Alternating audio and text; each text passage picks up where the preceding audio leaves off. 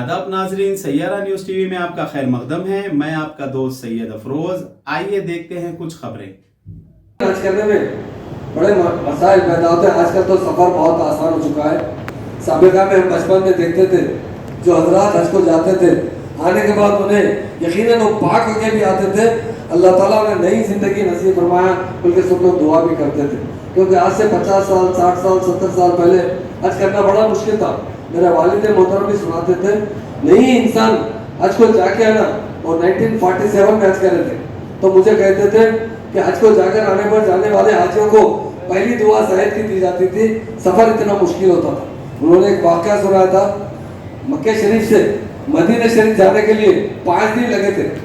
5 दिन में राशन खत्म हो चुका था, तो सब लोगों ने जिसके पास इतना उतना बचा था 10th ईयर में कल 2 जून से आगे बढ़ रहे, तो इसीलिए बड़े पैमाने से मैं प्रोग्राम ऑर्गेनाइज करता हूँ। बोलता हिंदुस्तान में आज तेलंगाना सरकार अपने चीफ मिनिस्टर के चंद्रशेखर राव साहब ने क्या क्या कारनामे कर रहे हैं आप लोग जानते हैं मेरे भाइयों। आज हैदराबाद की तरक्की देखे हिंदुस्तान परेशान है। आज 24 घंटा बिजली सारे हिंदुस्तान में किधर भी नहीं। गुजरात में कला उठा के आओ हैदराबाद आओ, तेलंगाना आके देखो, सीख के जाओ। बड़े बड़े बातों करने में कुछ फायदा नहीं। आज पानी का इंतजाम कैसा हो रहा, आज रोड कनेक्टिविटी कैसा है। प्रेसिडेंट ऑफ इंडिया कौन सा है? हमारे को ऐसी प्रेसिडेंट ऑफ इंडिया नहीं चाहिए। हमारे को सीधा सीधा साहब भी जो है सेकुलर सीएम है, और अल्लाह के करम से आने वाले टाइम में भी आप लोग देख रहे होंगे हिंदू मुस्लिम सिख ईसाई सबको लेकर चलने वाली एक ही गवर्नमेंट है इंडिया में, केसीआर साहब की। मैं देखने के मैं यार से बोल के केसीआर साहब की भी चापलूसी नहीं करता हूं, जो हकी बात है बोलना है, क्योंकि कैद होती है। तो मेरा बोलना ये है कि भाई अपन दीन पे चलो, दीन पे चलिए आप लोग, हर चीज आसान होती है। और अल्लाह का करम ये होता है कि घर में खैर बरकत, और अपने को कोई परेशानी आने का सवाल ही नहीं है।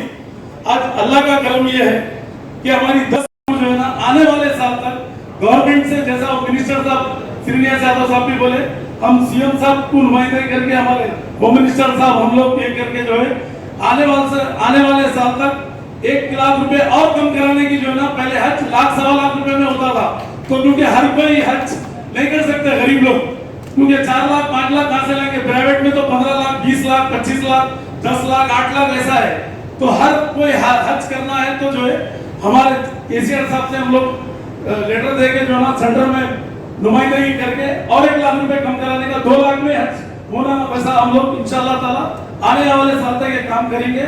और आप लोगों से दुआ है कि हमारे लिए भी सेहत और ईमान की दुआ करिए, और कुछ नहीं, और हमारा हिंदुस्तान अमन रहे बोल के करिए।